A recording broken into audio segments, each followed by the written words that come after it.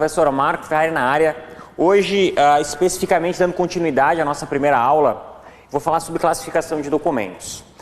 O que é importante a gente lembrar é a gente lembrar o que é um documento e quais são os elementos que o compõem, certo? Lembra que quando eu falo de classificação de documentos, eu falo de classificação de documentos de arquivo.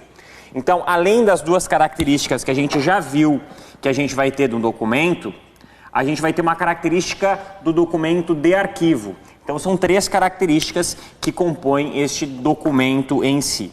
A primeira característica que a gente tem é o que nós chamamos de informação. Você sabe que é o conjunto de dados, essa informação. A segunda característica é o suporte. Suporte. O suporte seria basicamente o meio onde aquele conteúdo está fixado, onde aquele conteúdo existe. E por último, o que nós chamamos de finalidade funcional ou administrativa. Essa característica é a característica que vai diferenciar um documento qualquer de um documento de arquivo. Maravilha? Bom, se eu estou falando de classificação de um documento, quando eu for classificar qualquer coisa, você vai classificar segundo determinadas características, certo? Por exemplo, o quadro. Eu posso classificar os quadros em dois grandes grupos, em relação à sua cor, a característica cor. Os quadros negros, que em que pese nós chamamos eles de quadros negros, eles são verdes, e os quadros brancos, certo? Então eu peguei uma característica desses quadros, que foi cor, e fiz uma classificação. A mesma coisa você pode utilizar para as canetas. Em virtude da cor, você pode fazer diferentes classificações com os pincéis atômicos. A mesma coisa vai acontecer no documento. Eu vou classificar esse documento em virtude basicamente de três elementos. Em virtude da informação, em virtude do suporte e em virtude da finalidade dele. Finalidade funcional que a gente costuma chamar de valor. Tá certo? Então, basicamente, você vai ter aí 7 tipos, né? 7 formas de classificar. Valor, gênero, espécie, tipo, forma, formato e natureza do assunto. Sem sombra de dúvidas, e eu farei essa divisão dentro do nosso material, valor, gênero, espécie e natureza do assunto são 4 classificações muito importantes. Tá? Eu vou passar por todas, porém vou dar mais ênfase, ou seja, vou dar ênfase a esses 4 tipos de classificação. Não que os outros não apareçam, aparecem e todos estão devidamente explicados no seu material e eu vou falar em sala de aula, porém os 4 são os mais importantes, tá certo? Eu vou seguir uma ordem proposta aí, do mais simples, do critério de classificação mais simples para o critério de classificação um pouco mais complexo, mas não que esse seja o primeiro ou o segundo critério. Tá certo? Então, sempre a classificação de documentos vai se dar, né? Dar-se-á em relação ao suporte ou à informação, lembrando sempre da finalidade dessa informação. Primeiro tipo de classificação é o que a gente chama de classificação segundo o valor, certo? O valor também pode ser entendido como motivo do uso. Motivo do uso dessa informação. O porquê que a organização vai utilizar essa informação, tá certo? Por que a organização vai utilizar essa informação? Aí você vai ter um motivo de uso que a gente chama de um motivo administrativo.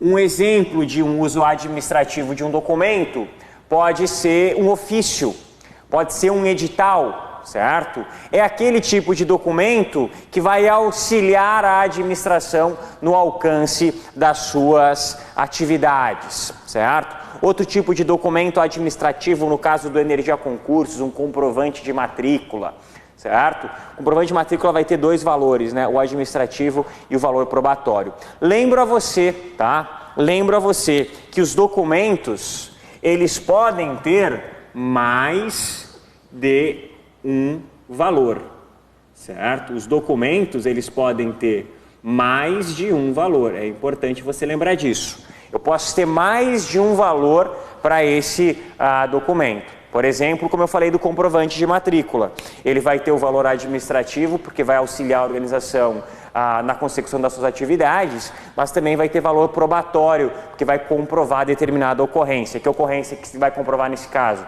A matrícula, tá? Depois a gente vai ter documento com valor fiscal. O documento com valor fiscal é aquele documento que visa comprovar transações de mercado, nota fiscal, comprovantes de compra, aquele comprovantezinho do cartão de crédito, as próprias faturas, né?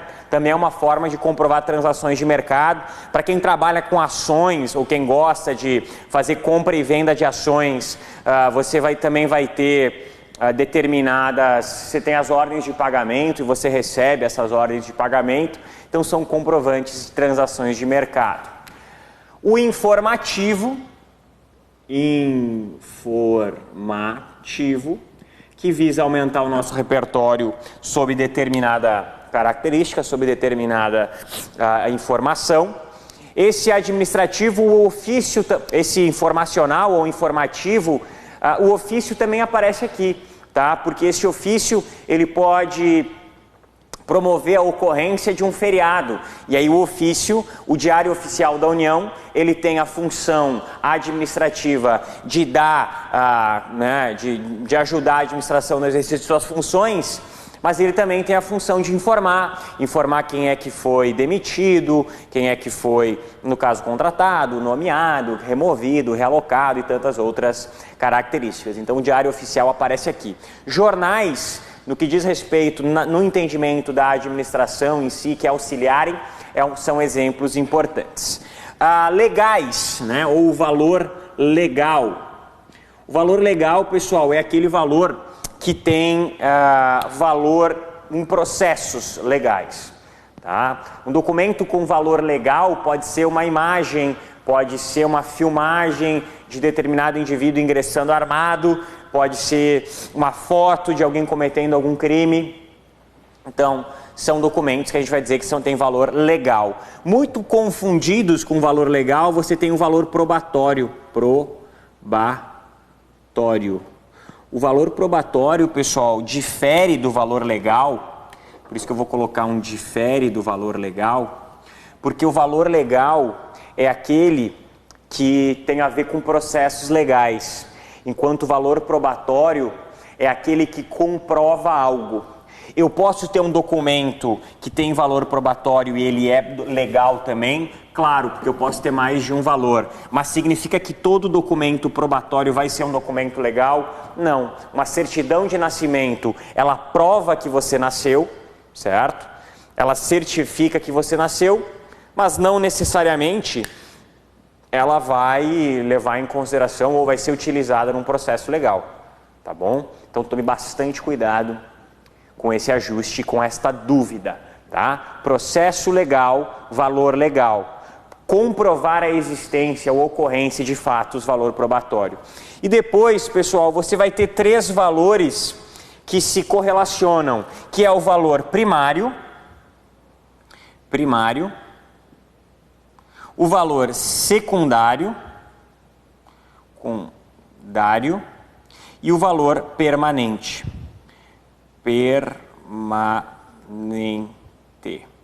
O valor primário é aquele motivo pelo qual o documento foi criado. O valor secundário é qualquer valor diferente do primário. E o valor permanente é valor secundário, tá certo? O documento, quando ele adquire um valor secundário, a gente passa a dizer que esse documento não pode mais ser eliminado, logo ele adquire valor permanente. Tanto que se você for no dicionário de terminologia arquivística, que está ali no caput da sua apostila, você vai visualizar que se você for para documentos secundários, perguntar lá valor secundário e buscar a expressão valor secundário, vai estar escrito documentos com valor diferente do valor primário. E se você for, vai ver valor permanente. E se você for buscar valor permanente, lá vai ter escrito ver valor secundário. Ou seja, são valores que coexistem, tá certo?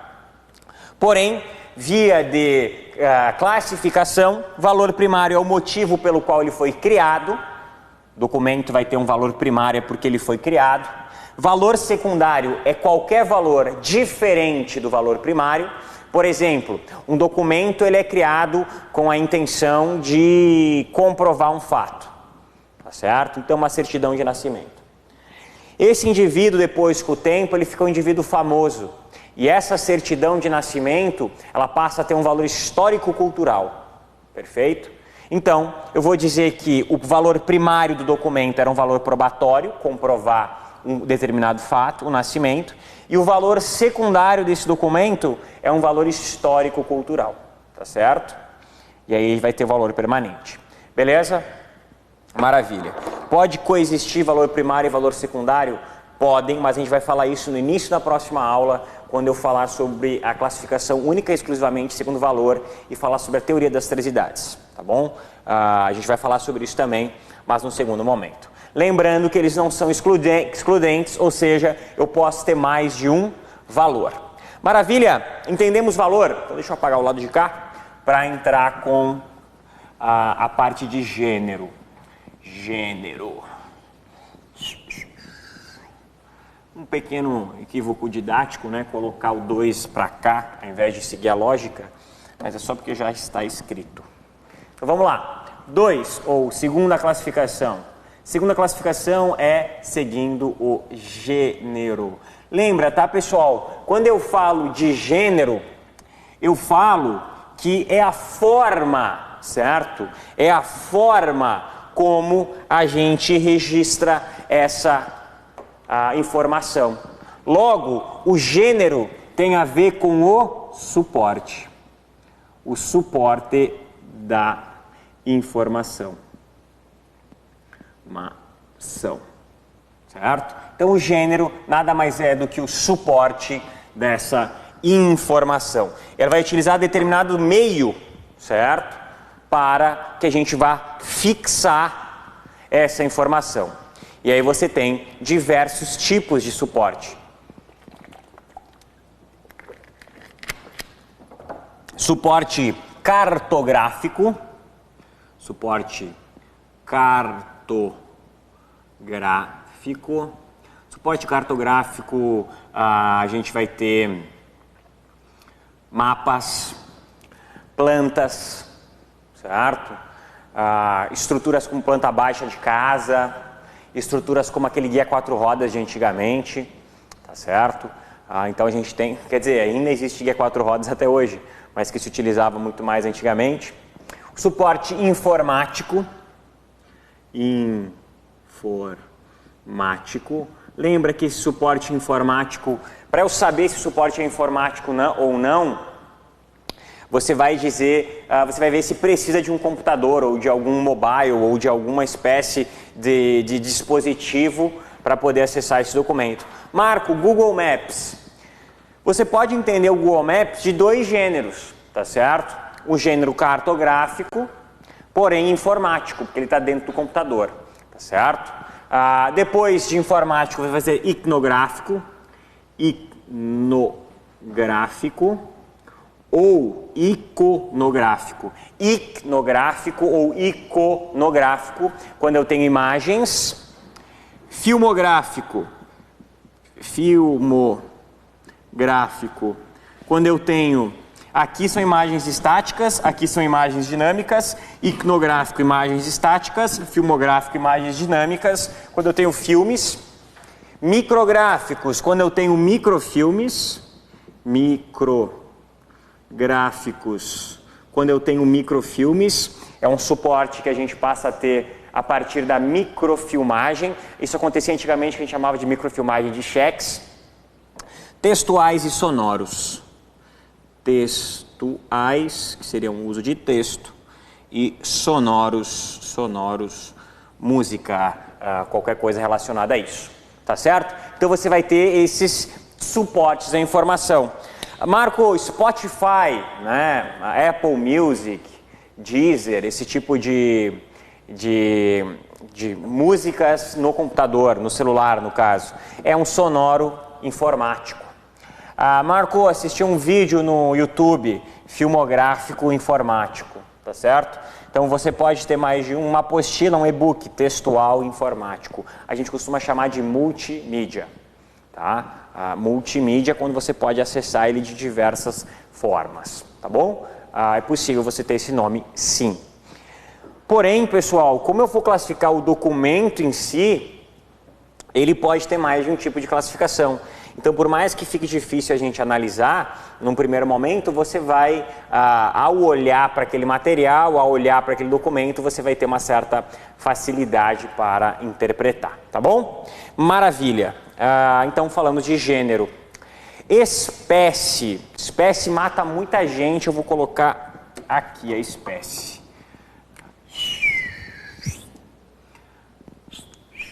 Terceira. Espécie. Quando eu falo de espécie, pessoal, eu estou falando do aspecto formal do documento. Do aspecto formal do documento. Olha o exemplo, tá? Olha o exemplo. Então aqui, aspecto formal do documento. Existem duas grandes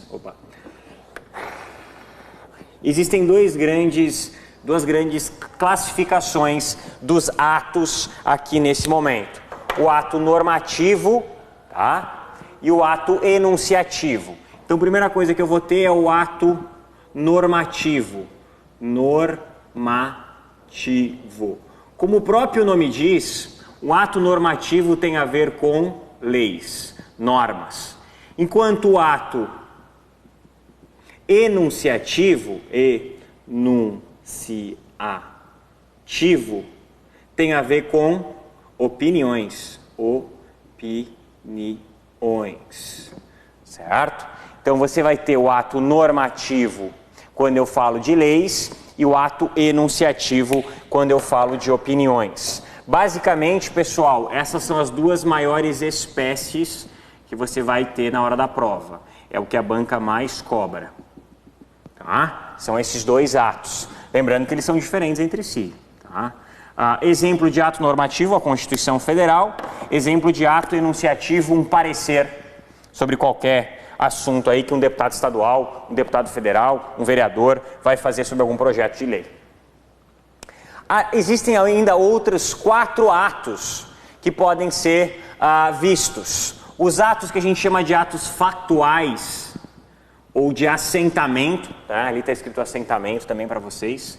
Assentamentos, o ato de assentamento. O ato de assentamento, ele vai ter como principal característica o ajuste do comportamento unilateral. Olha o exemplo que eu coloquei aqui. Infracional, a multa, tá? Então vou colocar aqui uma multa. Você vai ver a diferença do ato de assentamento, os atos de assentamento, para os atos de ajuste, que são pactuais, atos de ajuste. Quando eu falo do ato de assentamento, é algo unilateral. A autoridade policial vai lá e te multa. Diferente do ato de ajuste, que é bilateral, quando duas pessoas celebram um pacto. Exemplo, contrato. Qualquer espécie de contrato. Duas pessoas vão lá e celebram um contrato de casamento, um contrato societário ou algo do gênero. Aí depois você vai ter outros 2 atos que também aparecem, comprobatórios, certo? Que vão gerar alguma espécie de... vão comprovar algo. Atos comprobatórios, certidão de qualquer coisa, né? Certidão. CNH também cai aqui, porque você comprova que você sabe dirigir, que você passou nos testes. E por último, não aparecem tanto, tá? O ato de correspondência. Respondência. São aqueles atos que visam emanar uma vontade da administração. Exemplo, o edital. O edital vai emanar uma vontade. Você percebe que o espécie tem muito a ver com o valor, né? O valor normativo, o valor enunciativo vão estar relacionados bastante ao valor administrativo, assim como o valor de assentamento, assim como o valor de ajuste. porém o valor de ajuste e o valor de assentamento também vão ter valor probatório, muitas vezes, assim como os atos probatórios em si. Os atos de correspondência vão ter um valor administrativo e, hora ou outra, também vão ter um valor informativo. Então, o valor e a espécie se correlacionam bastante, tá certo? Basicamente, pessoal, no que tange as principais classificações são essa, mais natureza do assunto que a gente vai falar logo em seguida. Mas essas aqui são a base, porque muitas vezes a natureza do assunto ela é trabalhada isoladamente, tá? Ela trabalha de forma isolada, mas a gente vai ver ela mais para frente. Então, esses seriam os três primeiros. Você vai ter o tipo. O tipo, pessoal, nada mais é do que uma forma de tipificar a espécie. Então tem uma relação muito forte com a classificação segundo a espécie. Olha o exemplo que eu coloquei no quadro. Lei de acesso à informação. Lei é que tipo? É que espécie? Lei é um ato normativo. Lei é um ato normativo. Então a espécie é lei. A espécie é ato normativo. Quando eu estou tipificando a espécie, ou seja, eu estou dando mais informações sobre aquela lei. Lei de acesso à informação. É qualquer lei? Não. É uma lei de acesso à informação. Vamos pegar um contrato. Contrato societário. Contrato é a espécie. É um ato de ajuste. É um ato pactual, bilateral. Então, contrato. Contrato societário. Societário é o tipo do ato. É a tipificação da espécie. Tá certo? Então, você vai ter naturalmente a expressão D ali, ó, que vai tipificar a espécie. E você vai ter tanto parecer descritivo do projeto de lei XYZ. Parecer, ato enunciativo. Descritivo do projeto tal, vai tipificar qual é o tipo de parecer. Multa, né? Multa de estacionamento em local proibido ou estacionamento em desregulamento com o estacionamento rotativo, qualquer espécie de multa aí que você vai receber. Multa, ato de assentamento, ato unilateral, factual, é a espécie. De estacionamento é o tipo, certo? Maiores informações em relação à espécie que gerou aquele documento. Maravilha? Maravilha. Forma, tá? Ou seja, grau de preparação. É a maneira, é a forma como você vai disponibilizar para aquele indivíduo que vai consultar. Se você quiser criar o seu dicionário próprio, consulente, tá? Consulente é o indivíduo que vai consultar. Original, então eu posso te entregar para consulta o documento original, a cópia do original, o rascunho e a minuta. Grande diferença entre rascunho e minuta. Rascunho, o conteúdo ainda não está pronto, tá? O conteúdo ainda não está pronto. A minuta, o conteúdo já está pronto, falta ele ser formatado, tá? Vou dar um exemplo. Escrevi um livro pelo Ajuspodium, né, sobre questões comentadas de tribunal. Eram 35 questões. Eu tinha que enviar as 20 primeiras questões para que eles analisassem se eu estava seguindo o padrão. As primeiras 20 questões eram um rascunho. E depois eu enviei as outras 35. As outras 35 já eram a minuta, porque já havia lá todo o conteúdo que era necessário. O que eles iam fazer? Eles iam colocar dentro da formatação do livro, tá certo? Então essa é a grande diferença entre rascunho e minuta. Original e cópia é muito clássico. E formato, aí a gente vai falar sobre as características físicas do material. Tem vários formatos, né? Apostila, ofício, carta, livro, e-book,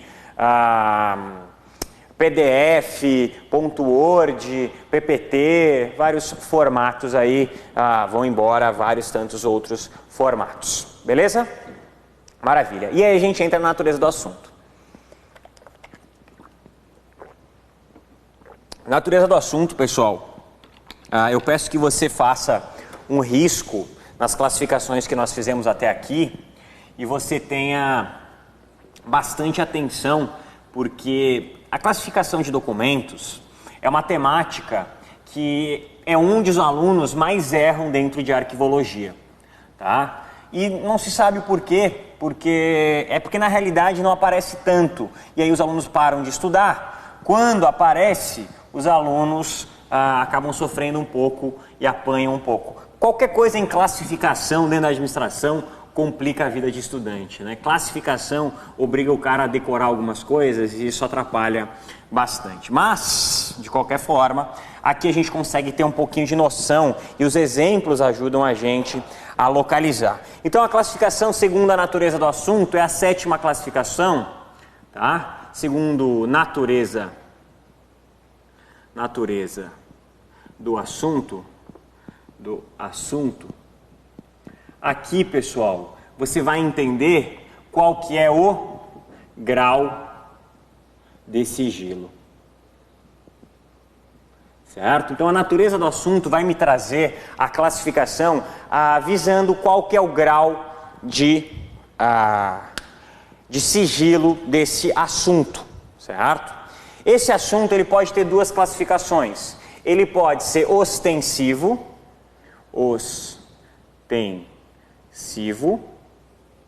ou ele pode ser sigiloso. Quando ele é um documento ostensivo, ele é um documento que vai ter o seu acesso aberto.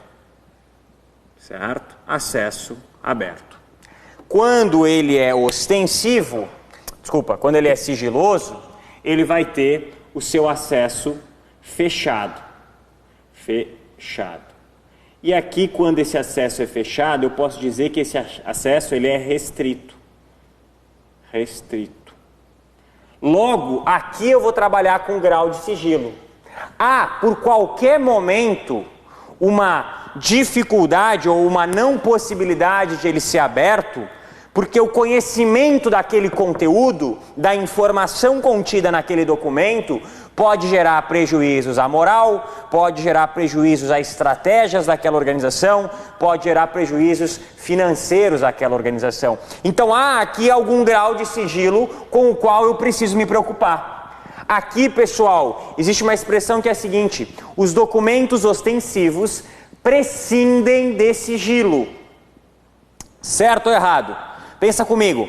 Os documentos ostensivos prescindem de sigilo. Responde mentalmente essa pergunta e agora me responde essa outra afirmativa aqui. O oxigênio, ele é imprescindível para a vida na Terra. Você percebe como uma questão de português muito mais do que uma questão de arquivologia? Porque a palavra prescindem significa não precisa de algo. Não precisa, porque o oxigênio ele é imprescindível, porque sem oxigênio a gente não vive. Tá certo? Agora, você normalmente pensa que prescindem significa precisa de. Cuidado com isso. Então tá certo, os documentos ostensivos prescindem, ou seja, não precisam de sigilo. Enquanto os documentos sigilosos, em razão do seu conteúdo prejudicar a organização, o acesso desse conteúdo, prejudicar a organização, esses sim precisam de sigilo, ou seja, o sigilo é imprescindível. Tá certo? Em relação aos documentos sigilosos, eu vou discutir em que grau que é esse sigilo. Esse sigilo ele vai ser cada vez maior conforme o dano. Quanto maior o dano, maior o sigilo. A palavra sigilo vem da palavra selo. Vem da palavra selo, tá? Algo que não pode ser rompido. E quanto maior for o dano, maior for o sigilo, maior vai ser o prazo desse sigilo. E normalmente, pessoal, que a gente vai ter esse prazo na Lei de Acesso à Informação, a 11.527 de 2011, você vai ter os prazos do parágrafo 1º, tá? São 3 os prazos e normalmente O que a banca cobra bastante são esses prazos, tá? São 3 os prazos. Vou colocar, conforme está no quadro, do menor prazo para o maior prazo, tá? Então vai ficar do maior para o menor. O primeiro deles é o ultra secreto. Secreto. Depois é o secreto. E depois do secreto, perceba, tá? Eu estou começando com mais e indo para o menos. E o reservado. Reservado. Lembra, tá? Lembra que cada um deles tem um prazo específico. O prazo do reservado, do secreto, é 25 anos. O prazo do secreto é 15 anos. E o prazo do reservado é 5 anos. 5 anos. Lembro ainda, tá? Lembro ainda que no caso do ultra secreto, eu posso prorrogar por igual período, ou seja, por mais 25 anos. E lembro também que todos esses prazos, tá? Todos esses prazos são prazos máximos.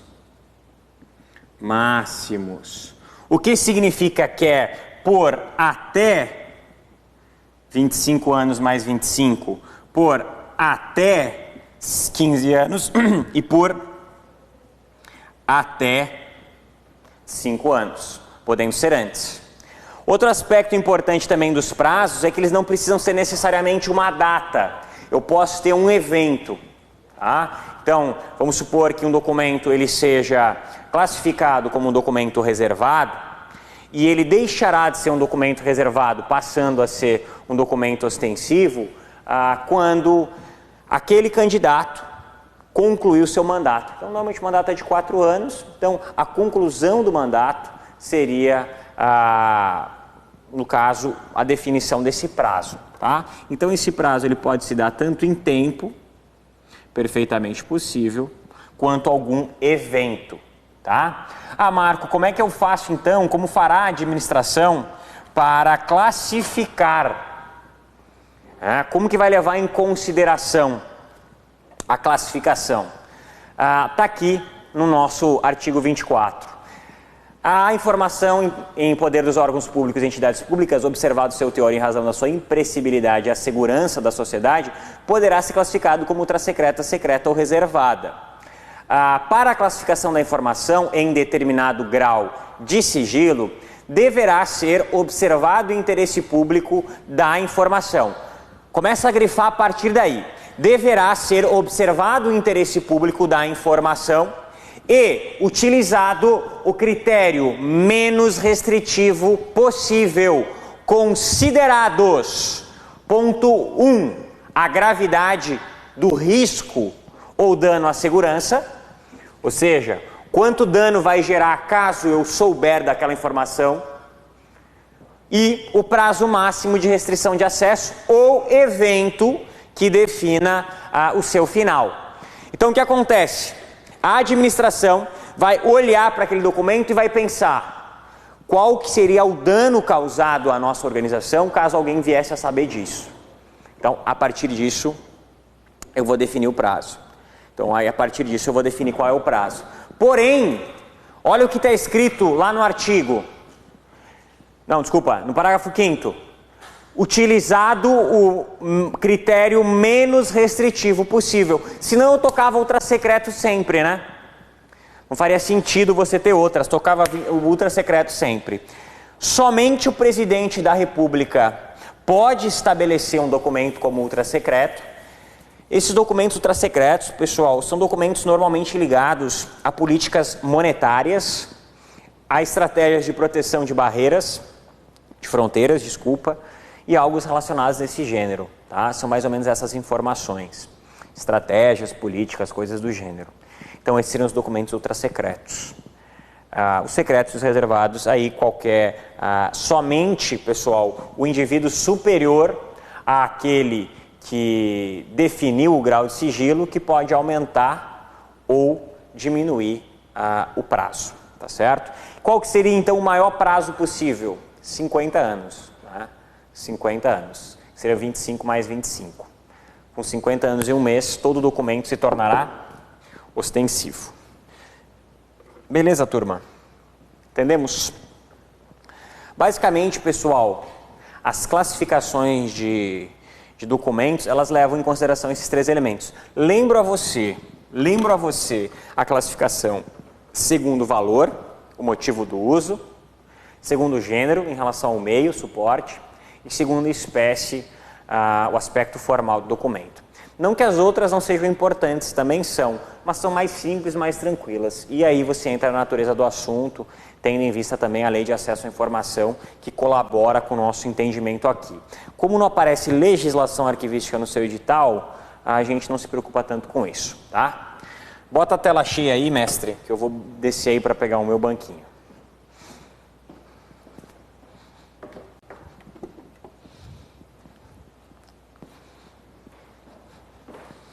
Pronto. Perguntinha número 1. A respeito das técnicas de organização de arquivos, julgue o item subsequente.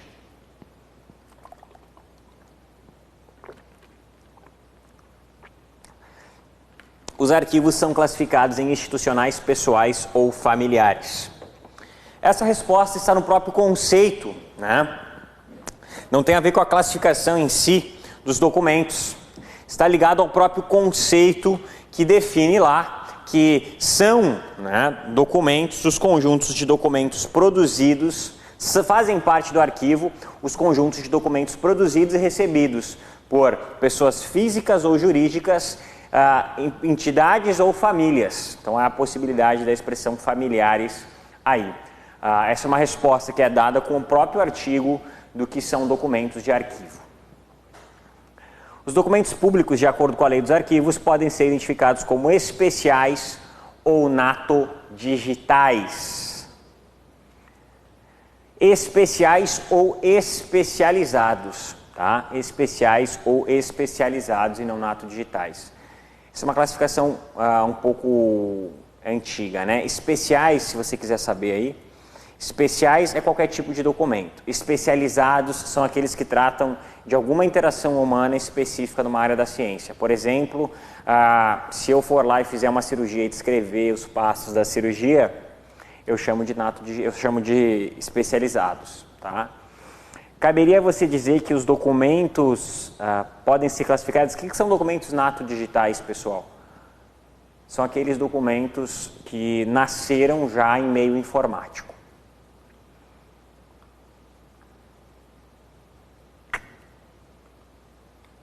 Cuidado, tá, pessoal? Não é abrangência de atuação. Segundo a abrangência de atuação, eu coloquei nas questões outras classificações que nós não especificamente vimos, tá? Para que a gente pudesse trabalhar. Segundo a abrangência de atuação, os documentos podem ser tratados como setoriais ou gerais. Deixa eu só colocar essas duas classificações no quadro, desculpa, que eu não coloquei. Segundo aqui, os documentos podem ser classificados. Classificação. Classificação. Eles podem ser classificados como documentos especiais ou especializados. Especiais, qualquer tipo de documento, especializado em razão de alguma interação com alguma ciência específica. Se, por exemplo, eu construir um prédio, utilizar e dizer quais foram as técnicas que eu utilizei para a construção daquele prédio, quais foram as técnicas de fundação, quais foram as técnicas de perfuração do solo e coisas do gênero. Se eu fizer uma cirurgia e utilizar depois um relatório para dizer qual foi a técnica cirúrgica utilizada, como é que eu fiz a sutura e tudo mais, seria um documento especializado. E aí, segundo a abrangência, vou utilizar outra caneta aqui. Abrangência.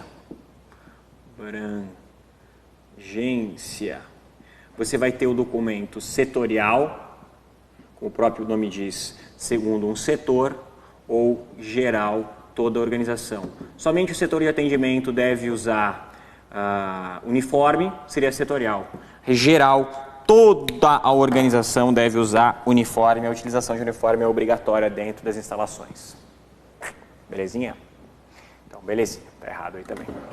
Entidade mantenedora, natureza dos documentos, natureza do assunto, abrangência de atuação dos documentos. Essas seriam as 3 possíveis classificações em geral. 4, desculpa. A gente falou já da natureza do assunto. Existem outras classificações possíveis, por isso que eu trabalhei essas em sala e coloquei algumas questões de outras classificações que não foram faladas.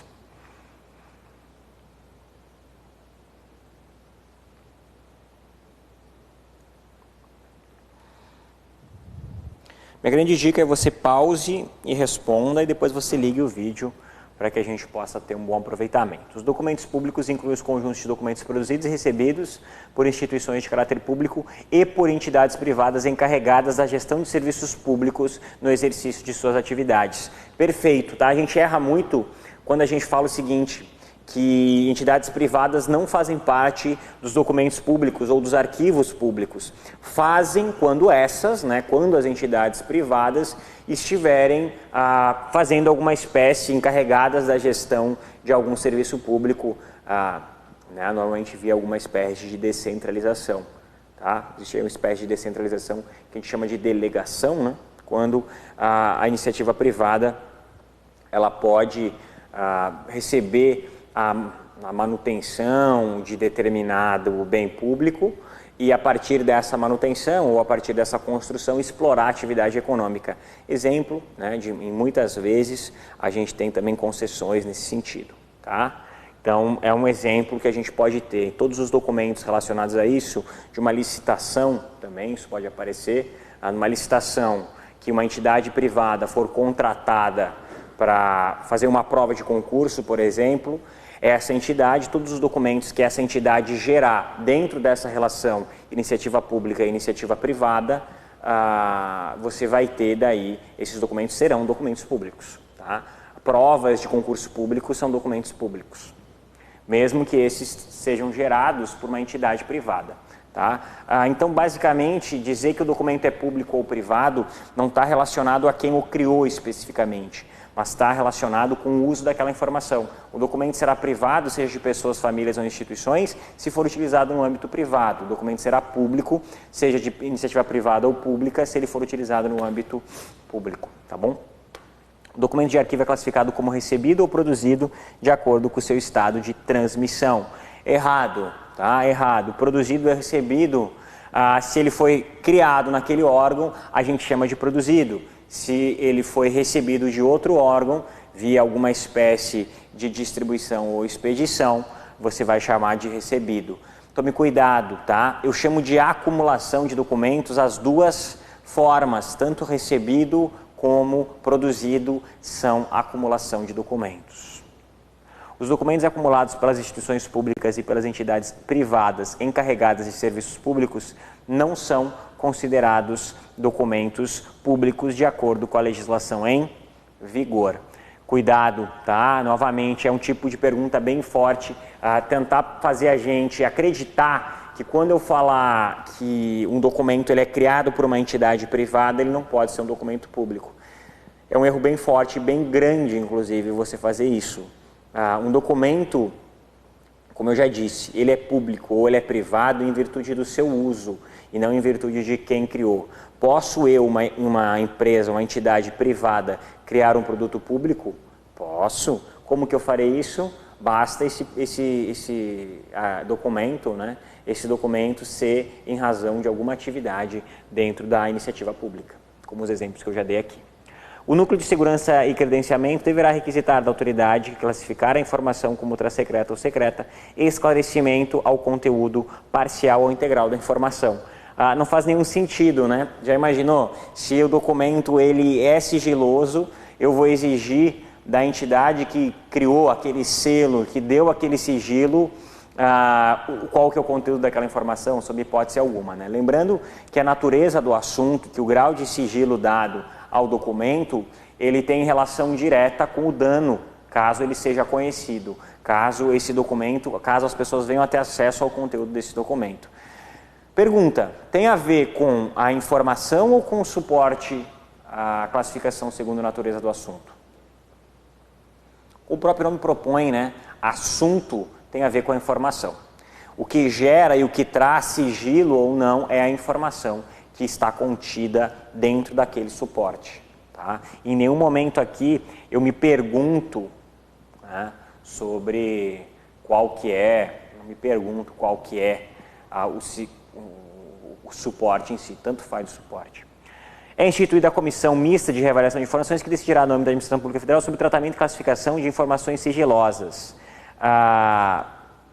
e poderá requisitar classificar a informação como ultra secreta ou secreta ou conteúdo parcial da informação. Tome cuidado com isso, tá bom? No âmbito da Administração Pública Federal, a reavaliação das informações classificadas como ultra secretas e secretas poderá ser revista a qualquer tempo, por entidade, por pessoa competente. Posso rever a qualquer momento? Posso, desde que essa pessoa ou entidade seja competente para tal. A classificação interna de um arquivo é definida como aplicação do princípio da pertinência. Errado, né? A classificação interna tem a ver com tantos outros princípios, não só única e exclusivamente com pertinência. Cuidado, a gente vai falar sobre princípios na próxima aula. O princípio da pertinência ou pertinência temática, ele tem um aspecto bem pontual. Os arquivos setoriais cumprem funções de arquivo permanente e arquivo histórico? Não. Já deu aí como errado? Não. O arquivo setorial, ele tem por intenção disciplinar, né? Disciplinar o documento dentro daquele setor ou daquela área de atuação. Maravilha, pessoal? Então a gente finaliza a nossa aula, esses dois primeiros blocos que compõem a nossa aula. Primeiro bloco, onde a gente falou especificamente do aspecto relacionado aos conceitos iniciais. O dicionário de terminologia arquivística vai ajudar vocês bastante nesse sentido. E depois, não menos importante que isso, você vai ter também o estudo da classificação.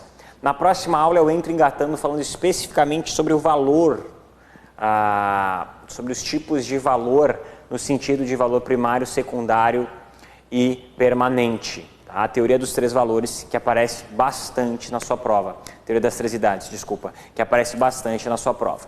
Valeu? Um grande abraço, Marco Ferrari. Faça as questõezinhas aí, veja como é que você foi. Até a próxima. Tchau, tchau.